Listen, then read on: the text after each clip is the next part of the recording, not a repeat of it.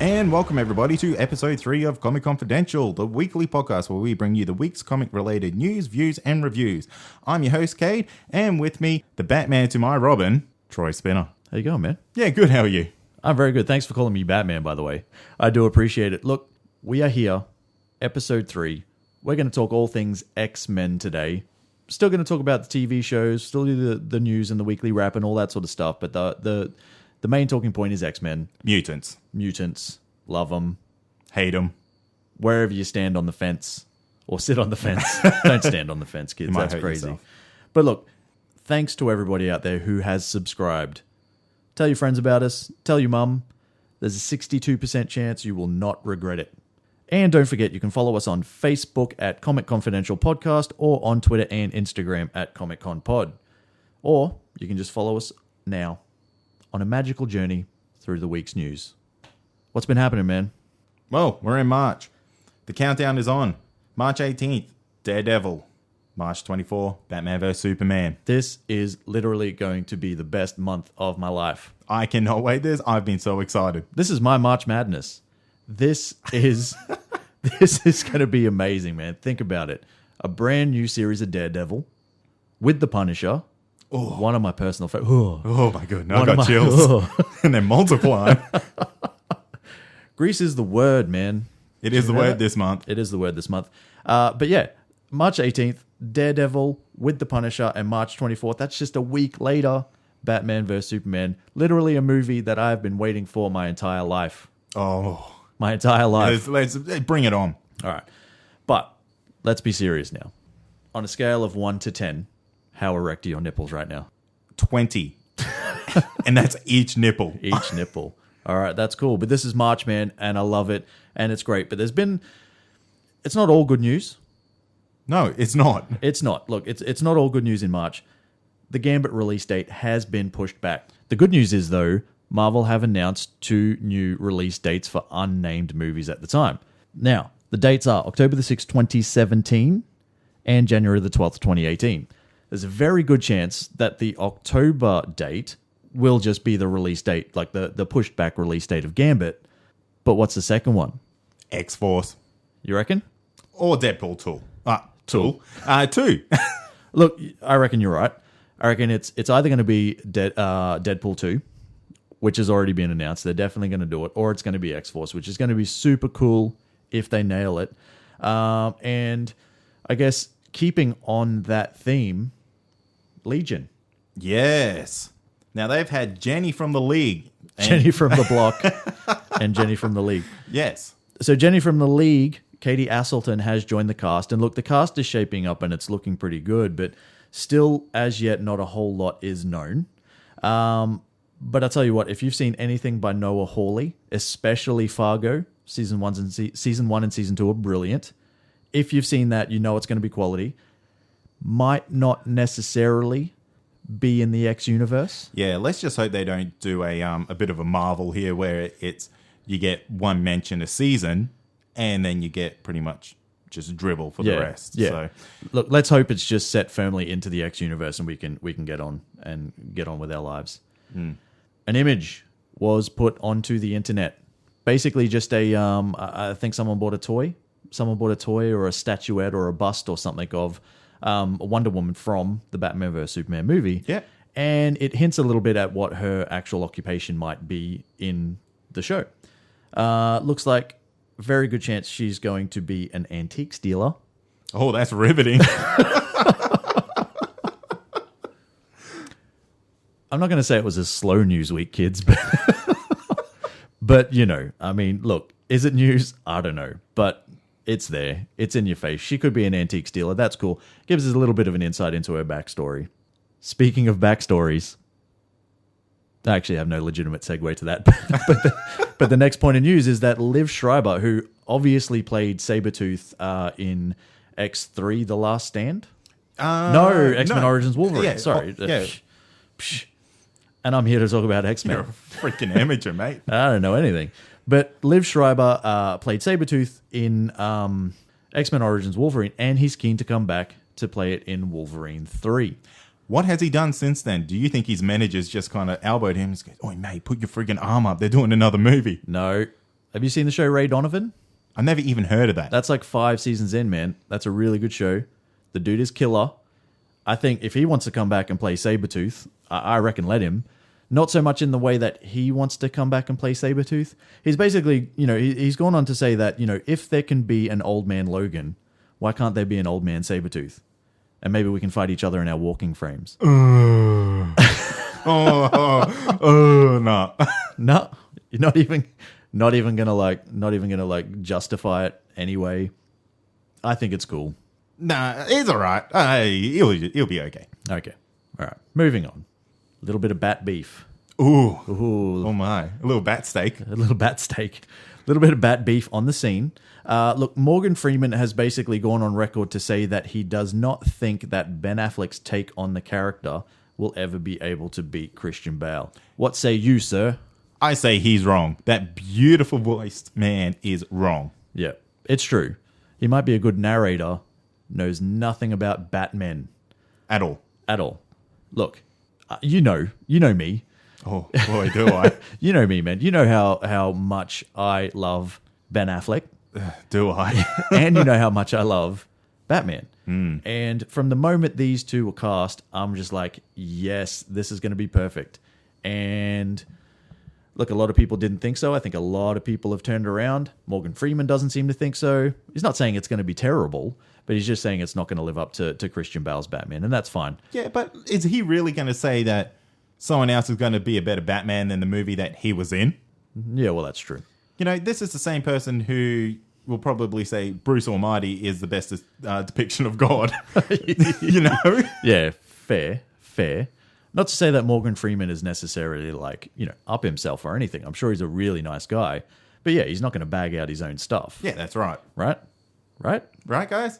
Right, you guys? Morgan Freeman, if you're out there, let us know. Yeah. Iron Fist. Turns out he is most likely going to appear in the season finale of Luke Cage before his own season. That has come onto the scene. Look, Finn Jones is getting a little bit of shit. Yeah, just a bit. A little bit of shit. I think it's unjustified. I think it's a little bit unjustified as well. I mean, we haven't really seen the guy and what he's capable of and all that sort of stuff.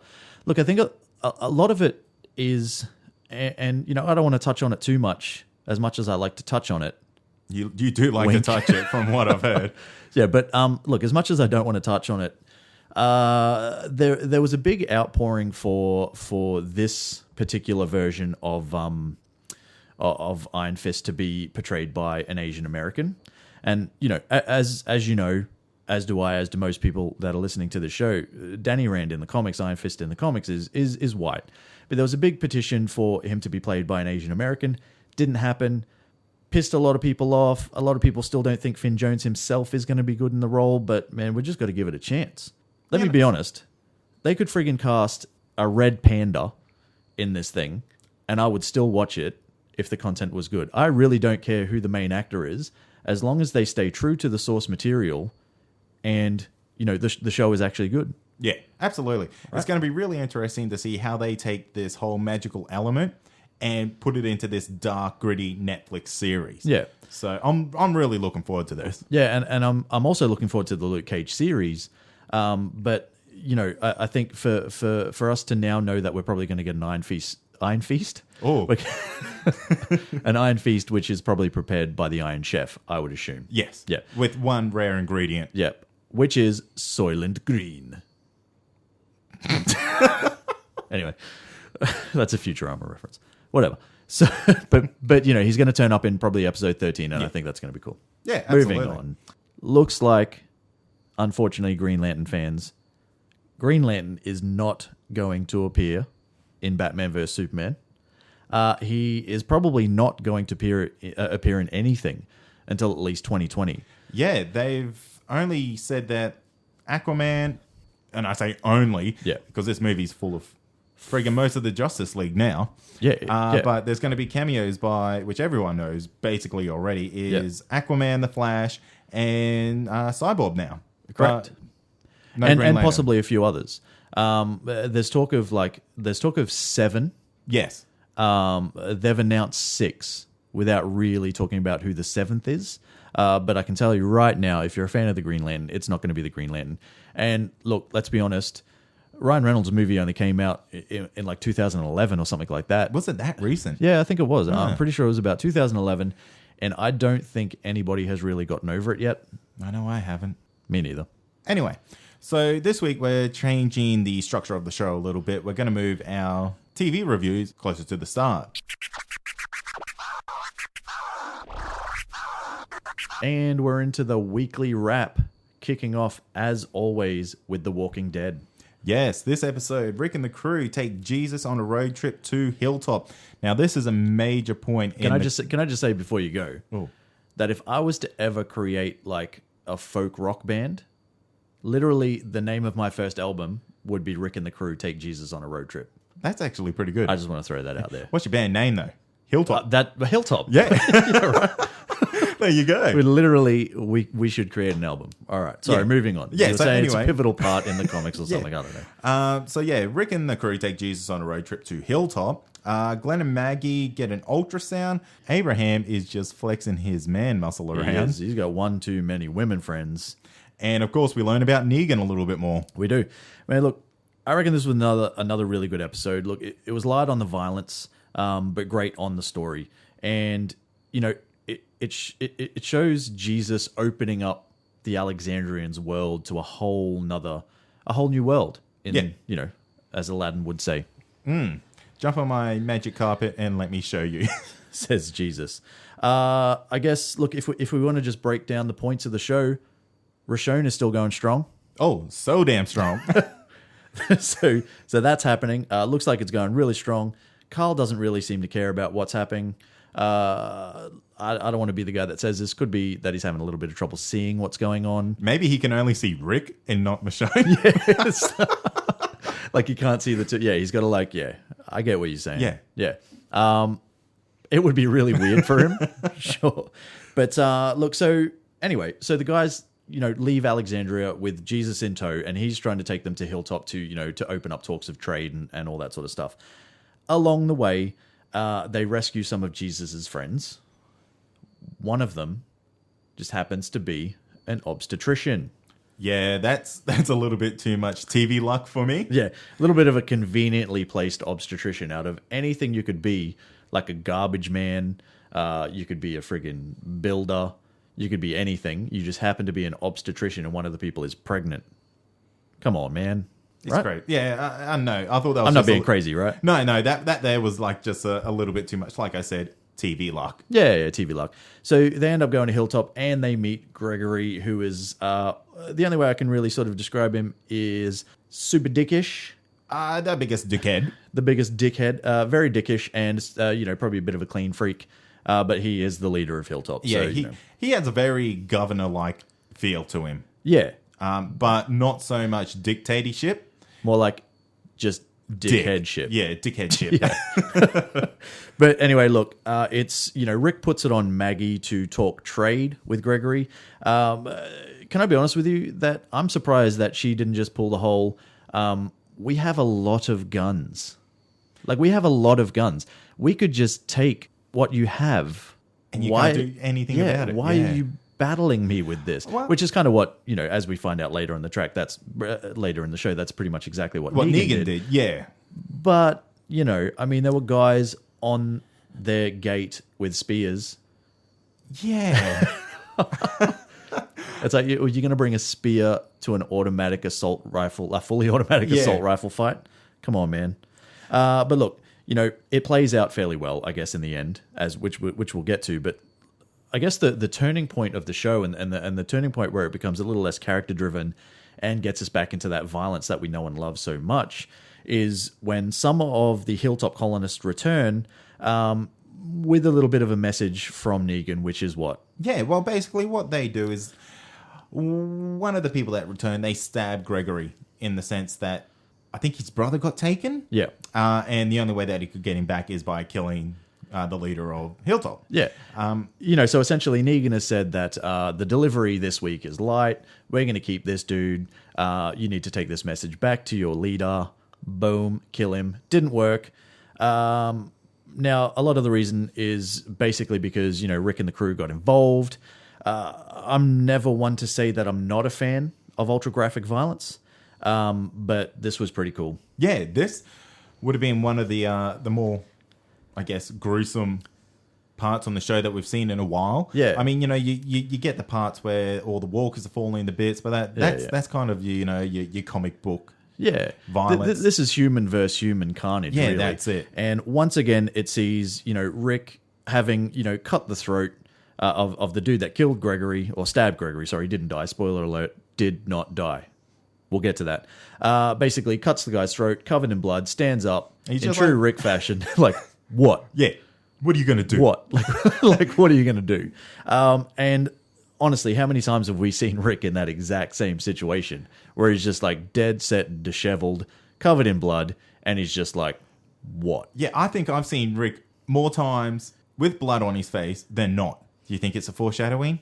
Maybe. Yeah, it could knows? be. I think it's just Rick is like fully just really into what it is that he does. Yeah, maybe. Which is, he's a passionate killer. He's a passionate killer. He loves what he does. He's an artist, and his face is the canvas for blood to be spilled upon. Yeah. So anyway, look, moving on. Rick and the team end up deciding that they're going to take on Negan in return for half of Hilltop supplies. Gregory agrees, but look, to be honest with you, I don't think everybody is fully into it. Maggie says that it's going to cost them. Yes, this is playing out, man. I know.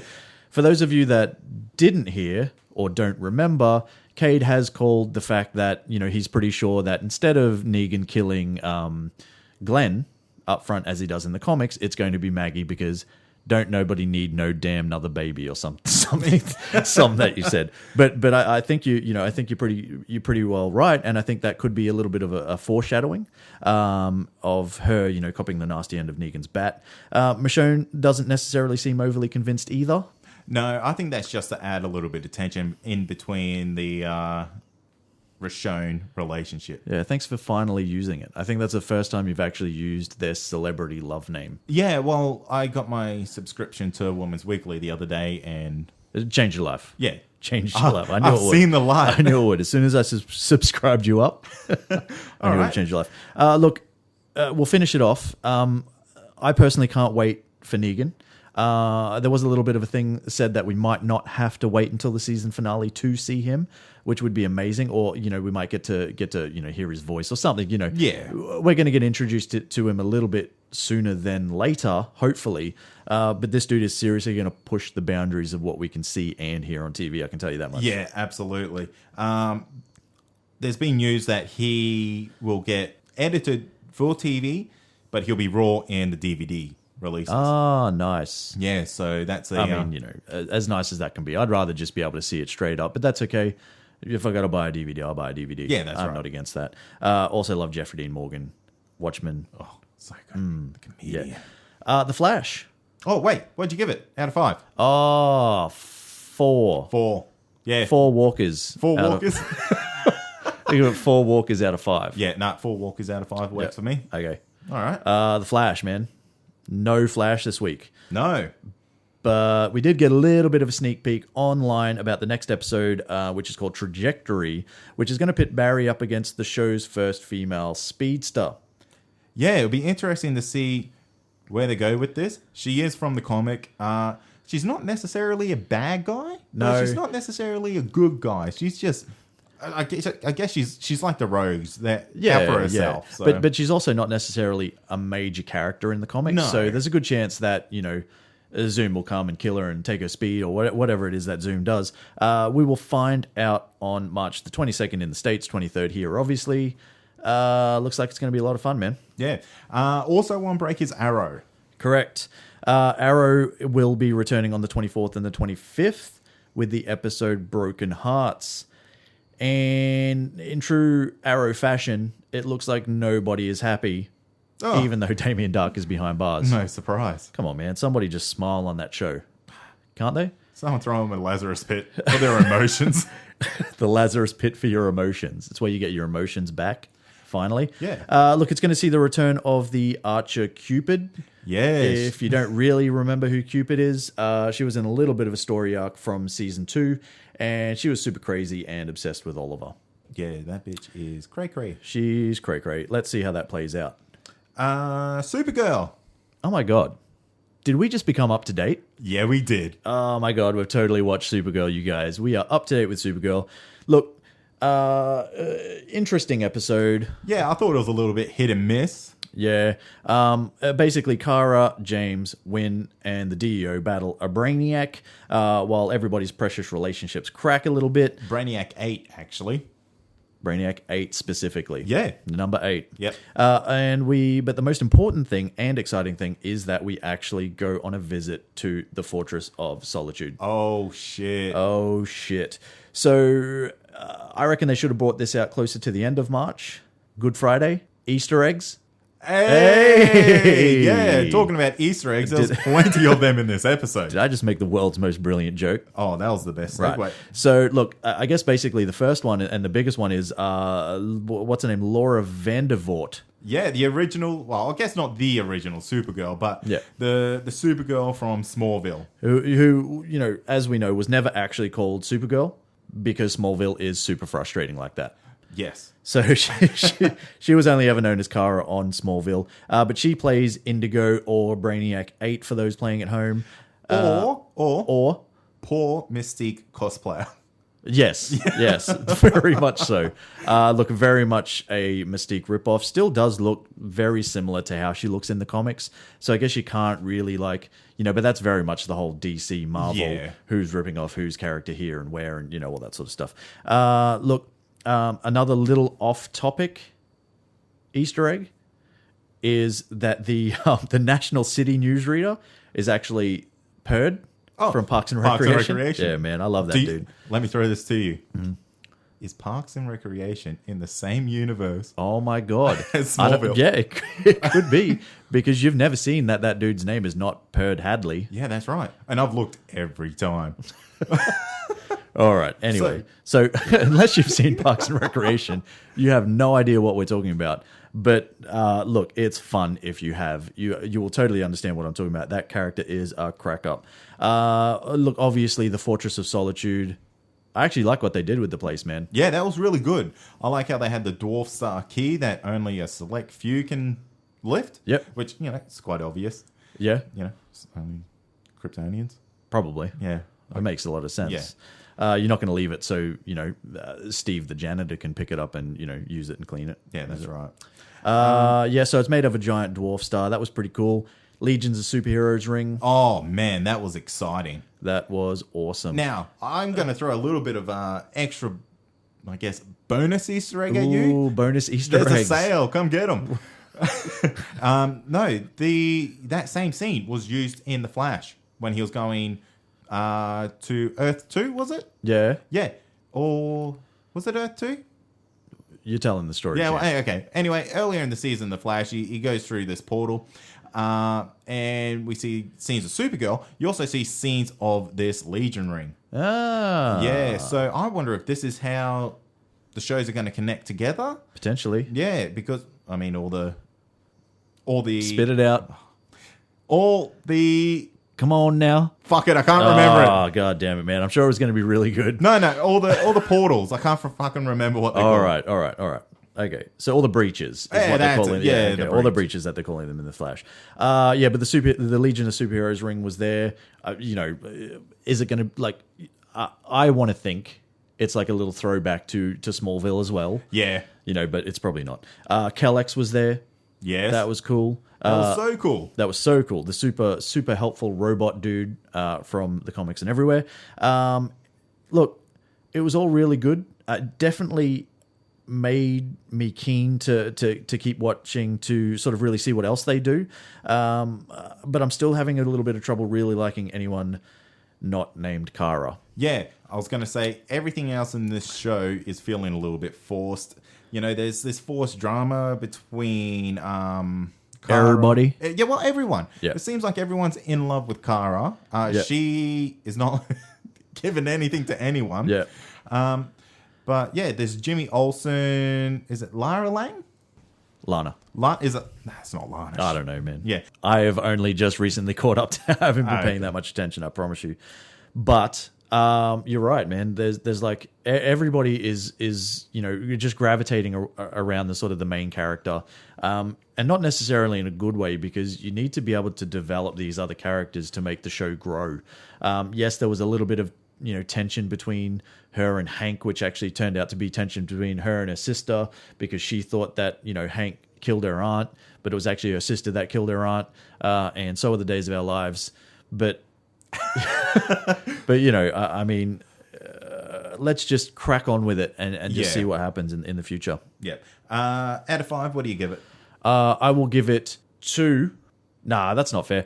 I'll give it 2.5 pieces of purple kryptonite. I give it 3.5 out of 5 of red kryptonite. Okay.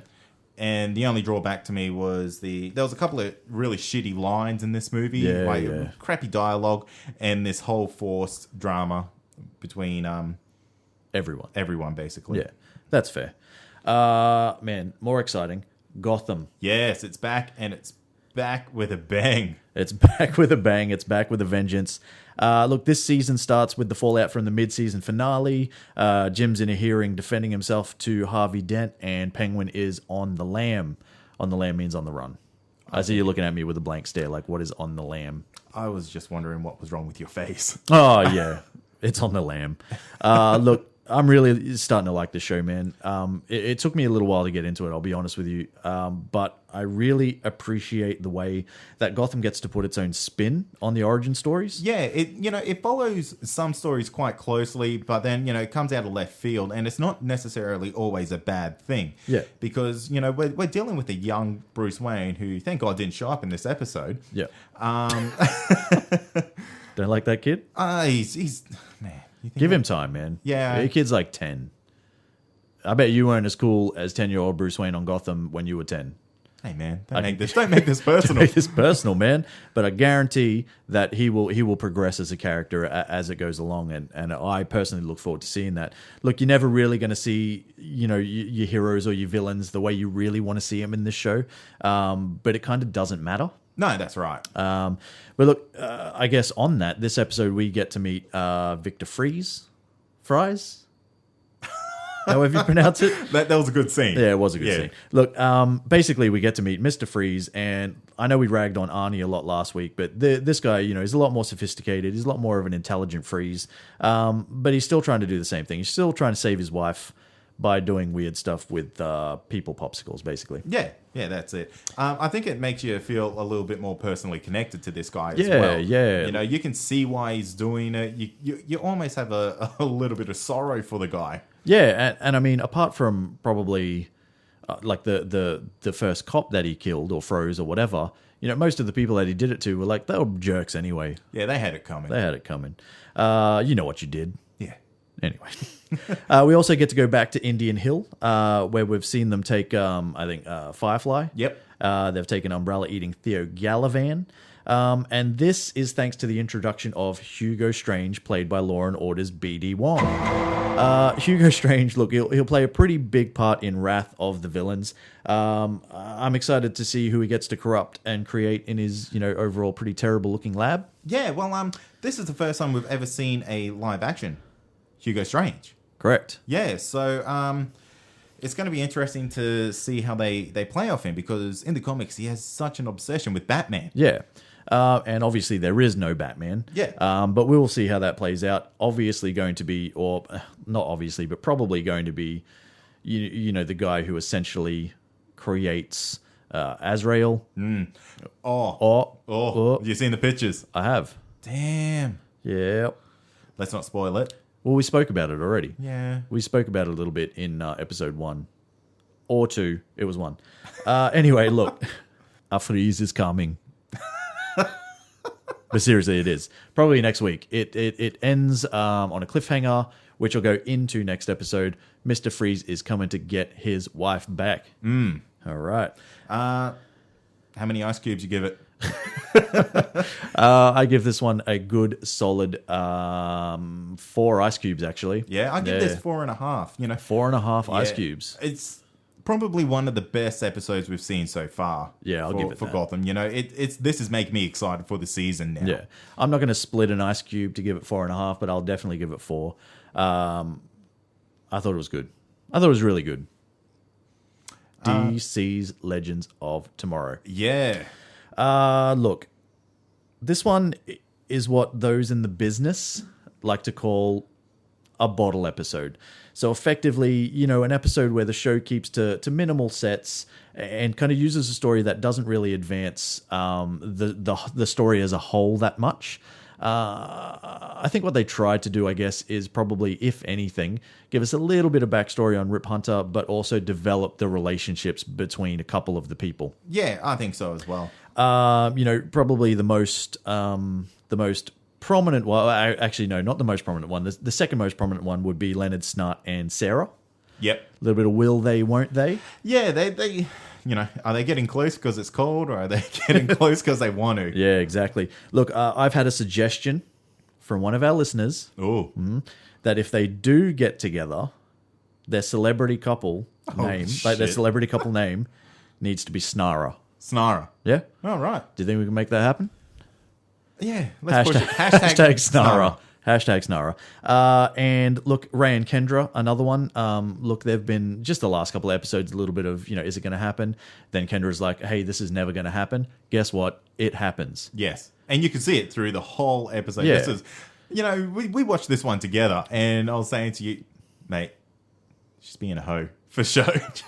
Look, she was being, you know, for someone that just last week, which we don't know what the time frame actually is, but in last week's episode, she was pretty much, or it might have been the week before even, she was pretty much saying, hey, look, nothing's really going to happen between us. Yeah. And then it does. At least until Hawkman returns, because you know that's inevitable at some point. Yeah, well, that's right. You're on a time travel show. You're dealing with someone who can get reincarnated. This is what's going to happen. Yeah, he's dead set coming back. Now, I alluded to it a little bit earlier, but the most important of all was Mick Rory and Leonard Snart. Yeah, this will they, won't they? Yeah. Is probably a won't they. Yeah. So Snorri is over. Snorri is done. But look, Captain Cold and Heatwave have finally fallen out. What do you think? Well, at the end of the show, did he kill him? No. Nah. I don't think he did. No, me neither. Yeah. I reckon it's more likely that he's sort of, you know, he might have frozen him a little bit, you know, to leave him sort of stranded somewhere. But this is not the end that we've seen of this character. He will most definitely come back. Or he has killed him and they'll go in time to undo it. Yeah. Okay, that's fair as well. So they might jump back and go, oh, you know, okay, I made a super mistake. Can't find a Lazarus pit. Let's go back in time. To you know, to resurrect this guy. Look, I guess time will tell. Hey, this guy. How many? What do you want to call it? Wristwatches. How many? How many wristwatches out of 5? I'm going to give this episode a 3. Yeah, I'm going to give it a 2. 2 wristwatches, mostly because it didn't really do anything to develop the story. No. It was really just the last probably like 5 minutes that was anything sort of worthwhile. Not that the show was bad. It was just, you know, nothing really happened until the end. It was just a filler episode. 2 wristwatches. That's it. Cool. Marvel's Agent Carter. Did you watch it? Yeah, no, I totally didn't. Oh, man. The show's done. You know, you reckon it's done? Well, ABC were airing, I think, the last 4 episodes almost back to back. They were doing 2 at a time. Yeah. So this just shows that it's not getting the views that they want. Yeah. I think it's done. Either it will get cancelled, or we'll be celebrating our 100th podcast and still be trying to catch up to the show. Yeah, that's true. Either way, it's going to happen. All right, I think that's it, man. Yeah, that's the TV weekly for wrap. the week. All right.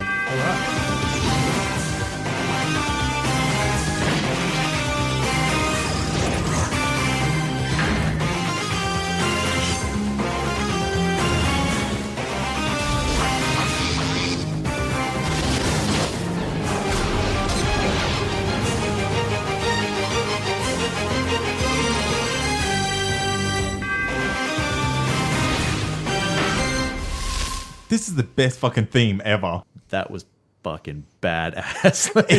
If that music does not pump you up, nothing will. Look, I really hope no one sues us for playing that music, man.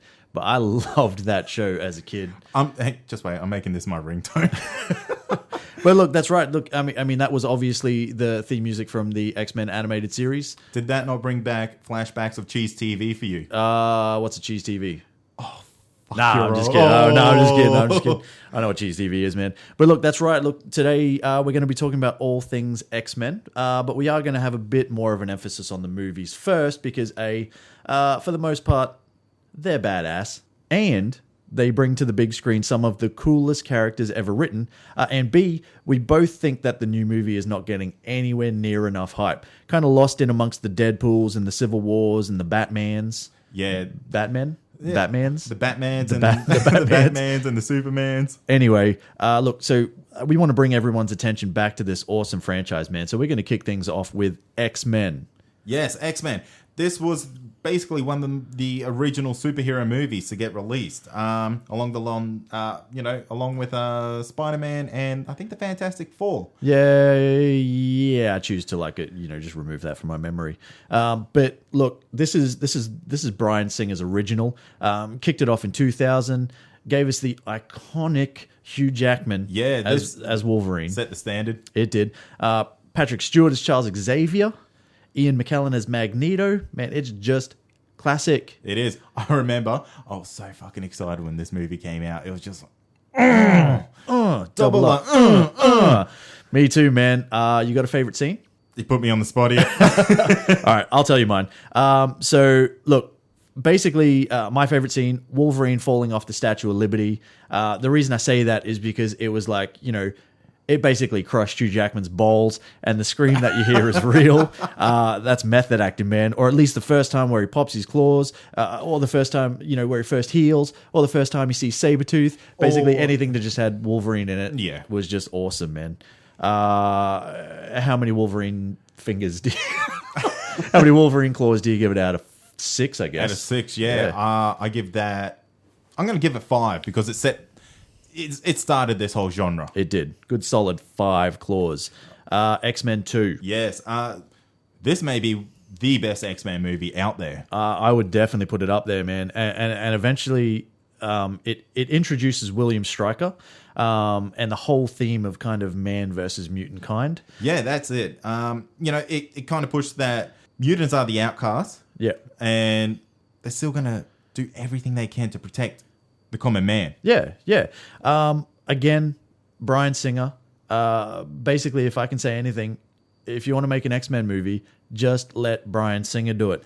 But look, I mean, the whole theme and everything, it's like, it's eerily reminiscent of issues currently going on around in the world. You could take this movie from 13 years ago or wherever and place it right now, and it'd still be just as relevant. Easily the best of the originals, and probably my favorite overall. I'm going to go favorite scene again. Oh. Yeah. It has to be the opening scene with Nightcrawler. That whole thing in the White House and everything. Yeah, how he's kind of just shooting all over the place. I tell you what, I've watched this movie recently, and that shit still holds up. Yeah, it's brilliant. Excellent. And, this gave us our first look at a large cast of heroes and villains. Yeah. This, you could say this was the first Avengers movie. As of sorts, yeah, for sure. Yeah. But the big superhero ensemble cast, man, they nailed it with this movie. How many Nightcrawler pops? How many Nightcrawler pops do you want to give this one out of 5? I'm going to give it 5. 5 out of 5 pops. It nailed it. I'm going to give it 4.5 pops. I don't really have a reason. I just don't like to rate things 5 out of 5 because, nothing's perfect, but this was damn near close. Unlike X-Men The Last Stand. Wow. Look. The story that should have been is basically what this is. Yeah, look, I mean, this came out in 2006 and directed by... pretty much a director that I don't have a lot of love for, Brett Ratner. Doesn't seem to have a lot of storytelling ability. He just basically goes for the big budget effects and all that sort of stuff. But it wasn't a well-adapted movie at all. No. Look, it wasn't terrible. It had its moments, but I guess the thing that they stuffed up the most for me was the Juggernaut. Yeah, what a waste. Man, I love that character. I think I say that every week about a different character, but it's true. Like I have so much love for a lot of these characters, and the Juggernaut was one of them. And you know, Brett Ratner and Vinnie Jones just gave me this rubber suited shit. Yeah. This is your Bane from Batman and Robin, people. You know, like, there's no scale to what this guy can do. Yeah. Look, it had a lot of potential. It fell flat.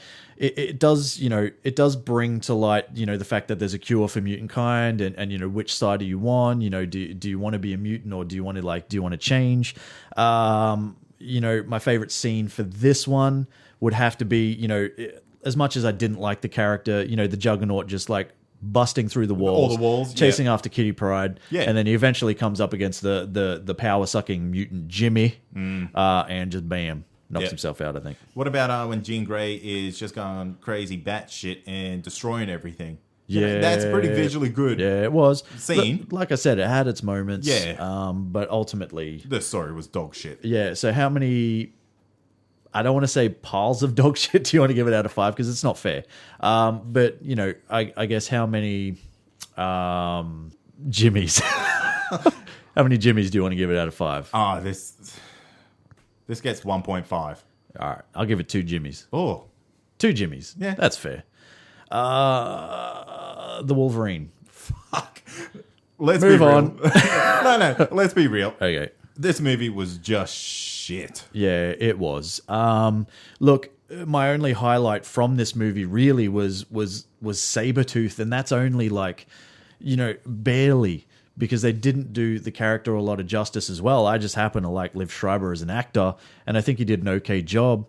But really, it was just like, I mean, everything, what they did to Gambit, what they did to Deadpool mostly, like, it was just, you know, man, Will.i.am was in it. Oh man, I forgot about that. I can't get into that. They had the blob. Yeah, yeah. You know, I just felt like this movie was just full of half-baked characters. Yeah. That weren't thought through. Yeah. You know. Do you want to give it Wolverine claws? I'm going to give it 1. I'm going to give it the middle one. Yeah, the middle one. I'm going to give it Wolverine's middle claw. Look, right in the face. You know, thank God for these later movies, because this has been removed from the timeline. Yeah, that's true. Yeah, that's true. And, you know, it did lead on to 2011's X-Men First Class, which was basically, you know, the long-awaited reboot story, telling the story of a young Charles Xavier and a young Eric Lensher, you know, when they meet, how they get together, how they form the X-Men, all that sort of stuff. Yeah, this was a really clever way of doing your reboot, you know, chucking it in as a prequel. Yeah. And like you said, you know, we get a look at the much younger versions of these iconic characters. Yeah, look, I thought it was a really cool take on them as well. Like, you get to see some characters that you already know, like Mystique, but it also introduces us to some new ones. You know, Havoc, Emma Frost, like, to name numerous ones. But like, it was just done really well. You know, I guess at the time, like, from the disappointment that I had from X-Men Last Stand and then X-Men Origins Wolverine, like, I was pumped for this reboot, man, and I reckon they delivered. Yeah, it's top notch. It's great, and it also, you know, it kind of gave us some newly found stars in the sense that, you know, we got Michael Fassbender and Jennifer Lawrence. Yeah, that's true. And look at them now, superstars. Thanks, Fox. You nailed it. My favorite scene in this one would just have to be very brief. Wolverine's cameo, a simple fuck off. Fuck off, yeah. And there you have the first major swear in an X-Men film. No, Juggernaut. I am so sure he says, "I'm the fucking Juggernaut." Does he? Yeah. Does he? Yeah, I'm pretty sure. I think that might be the first swear. Let us know. I'm going to fact check that one. Let us know if we're wrong, or if I'm wrong and Kade's right. But ultimately, that doesn't count. Just putting it out there. Nothing Juggernaut said counts. Okay. Brings us into 2013's The Wolverine. So, you know, they still didn't get this movie right. They tried hard. Yeah. But it's still, you know, and it is a much better movie. You know, it sees Logan lose his abilities and finally face his mortality. But ultimately, again, like it fell a little bit flat. I mean, with such an iconic character as Wolverine, like these movies have got to be better, man. Yeah, that's right. And I think Wolverine 3, like hopefully finally will get it. And especially after Wolverine's role in, what we'll talk about soon in Days of Future Past. But, better story, but what do you do? Well, wasn't this movie based off a Frank Miller comic? Sort of. Yeah, I'm not too sure. Look, it was, yes, technically. So it's loosely based off a comic series written by Chris Claremont, and the penciler was Frank Miller. Oh, right. Because I love Frank Miller. Oh, you do. I was going to go a full episode without mentioning Frank Miller. Good luck. But you brought it up. So basically penciled by Frank Miller, but anything that touches, that guy, it's going to be genius. Little bit of rubbish CGI. Yeah. But still a lot better than what you saw in X-Men Origins, man. Look, I don't know if this is an actual thing, but the movie was filmed in Australia with a much lower budget. A lot of these other movies were filmed in Canada and things like that. So do you think the budget's just lower because our dollar's shit? Maybe. Who knows? It could be that. It could be, like it's just cheap to produce movies here. Yeah. Could be Hugh Jackman's ties to movie studios here. It could be a number of things, but it did come across like that way, I guess. Yeah. Yeah. It was on a subpar budget. Yeah. And yeah, you can see it in some of the CGI in this movie. It's just not polished as what you would expect a movie of this caliber to be. Yeah. My favorite scene in this is probably where Logan is in with the Japanese soldier in that that tube thing or whatever he's in, and there's the atomic explosion, and he protects the guy. Yeah, shields him with his back. Yeah. With his big back that he built from deadlifts. But shields him from that, and comes out just like fully just wrecked, and then he starts to heal, and it's all good. What do you want to give this one? How many katana blades? Katana blades? I'm going to give this a solid 3. 3 katana blades? Yeah. Yeah, I'll give it 3. Oh, wow, we agree. I'll give it 3 katana blades and a shuriken, which is a ninja star. So kind of like a 3.5. Oh. Just had to go that a little bit more. Brings us to X-Men. Days of Future Past, man. Look, 2014, Bryan Singer's back on board, man. I'm telling you, get that dude to make your X-Men movies. This is probably my favorite, besides X2. Yeah. But maybe even instead of X2. I really like this movie, man. It's a really good approach to the whole time travel subject. Yeah, well, it introduces time travel. It brings us like Sentinels. It brings us all this cool stuff, like more cool characters. But most importantly, it brings the two franchises together. That's right. Which, for me was cool. Yeah. As shit. Yeah, that's it. You no longer got A group and B group. Yeah. Everything's now intertwined. It's because initially when they did the reboot, I think it's like James McAvoy and Michael Fassbender were looking to try to portray their characters like as Patrick Stewart and Ian McKellen. And the studio said, look, don't worry, don't do that. Create your own spin on it, because that franchise is dead. Yeah, right. So we want you to be your own individual things. But then eventually they realized, man, this is going to be so cool if we can bring the two of them together. Yeah. So, it worked out really well. Such a well-executed movie, man.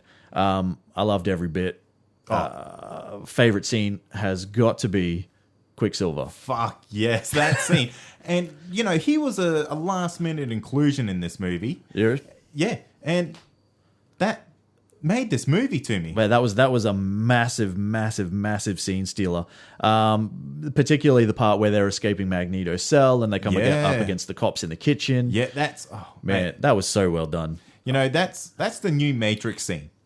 Yeah. Yeah, but cooler. But way cooler. As cool as the Matrix was then, this was as cool now. Yeah. How many Fassbenders do you want to give this one? 4.5. 4.5 Fassbenders. Yeah. Look, I'm going to go 4.5 Fassbenders as well, because I don't like to do 5 out of 5.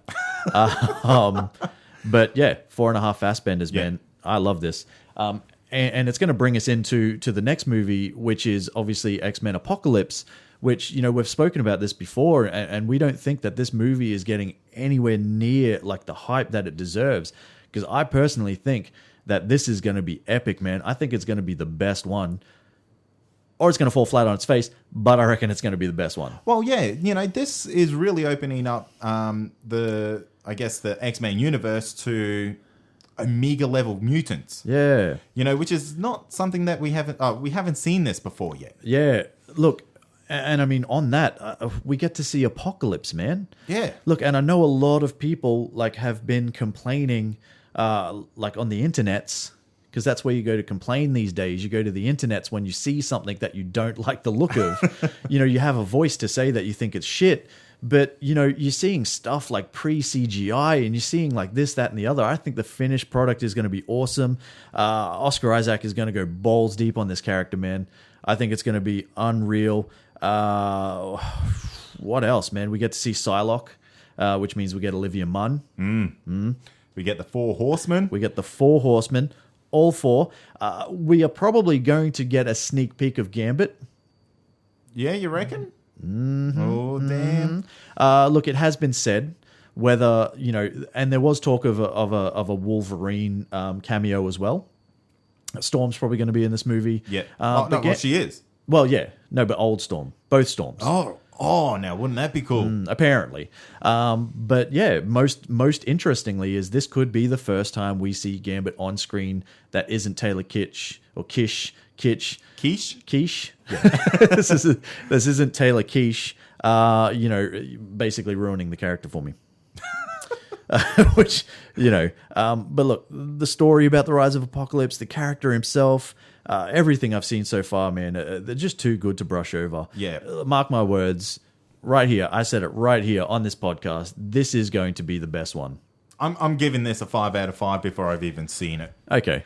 From the trailers. Yeah, look, from everything that I've seen, I'll give it...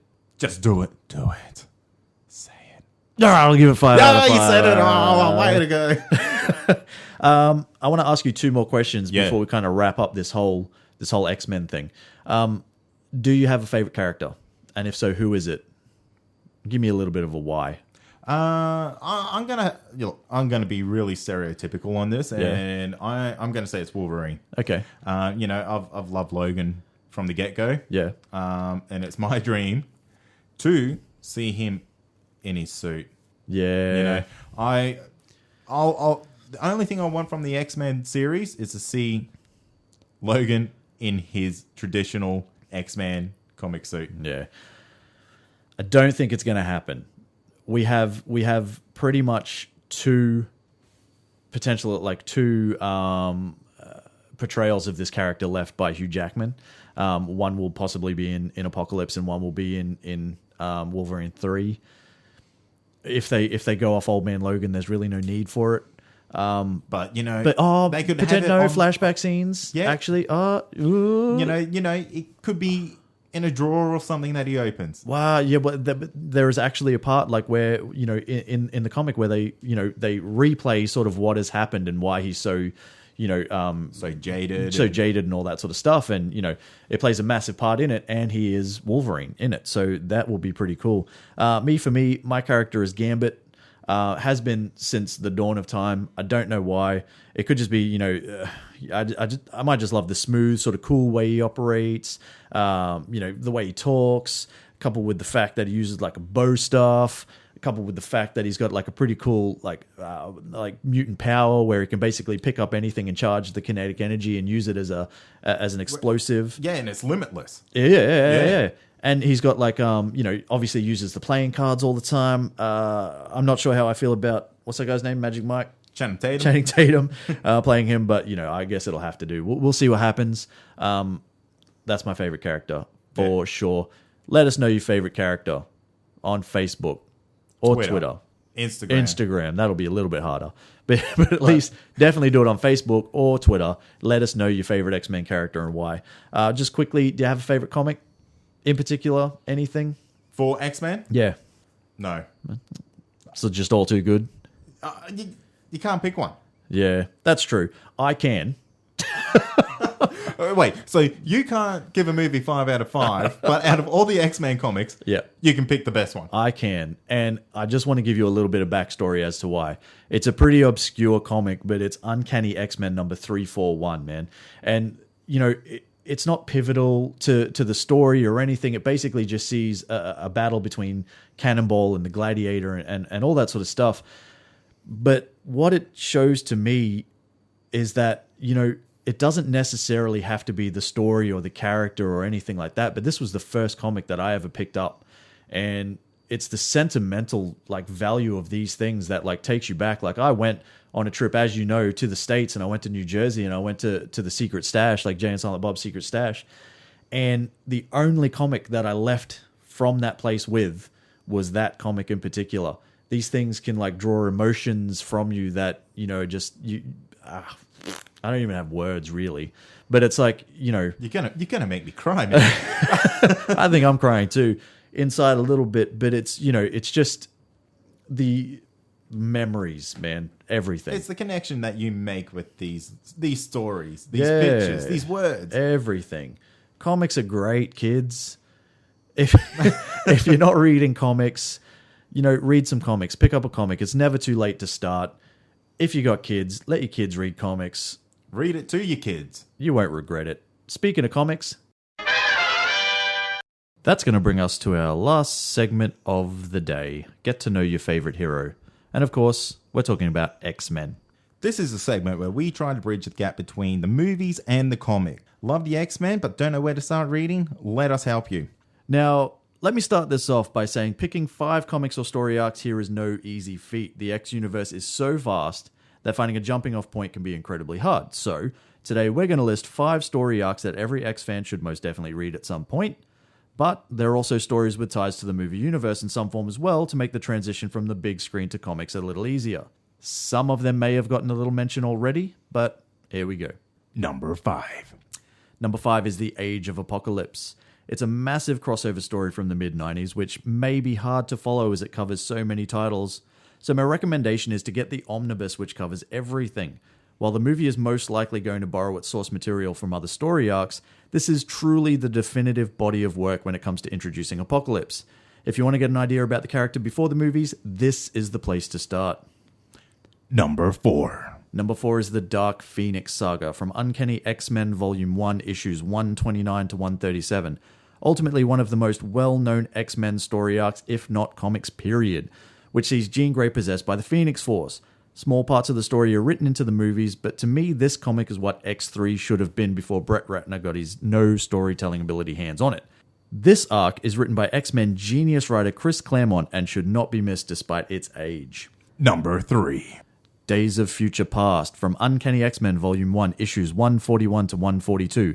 This story arc brings time travel to the X-Universe and follows Kitty Pryde as she goes back in time, of sorts, and teams up with the X-Men to prevent an assassination that leads to a current dystopian future. Or present.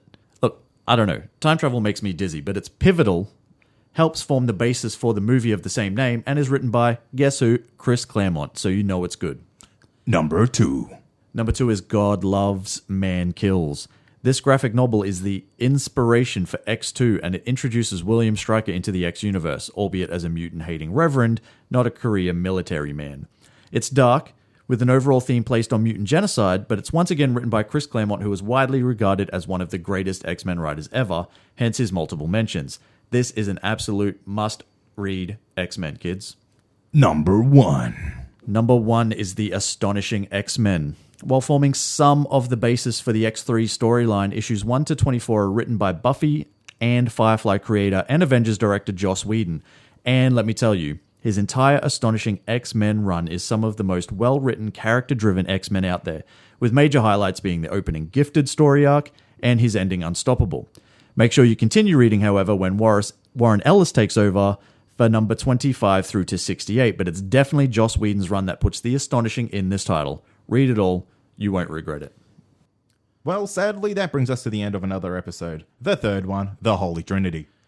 Kids, don't forget to leave us a rating and review if you like what you're hearing. Even if you don't, we're grown-ass men. We can take it. Yeah, we want to hear what you have to say, so let us know. Yep. Don't forget, you can also follow us on Facebook at Comic Confidential Podcast and Twitter and Instagram at ComicConPod. Next week, we're throwing it out to you guys. Yeah, we want to hear what you want us to talk about. Yeah, so each week we've been picking things that, that we want to talk about, we want to review, all that sort of stuff. But we're going to throw it out there to you guys. Let us know what you want us to review. Put it on our Facebook, Twitter, Instagram, wherever you want to put it. Just put it out there and we will review it. The most popular one, of course. Yeah. So, until next week, I'm Troy. I'm Kade. And this has been Comic Confidential. Catch ya. See ya.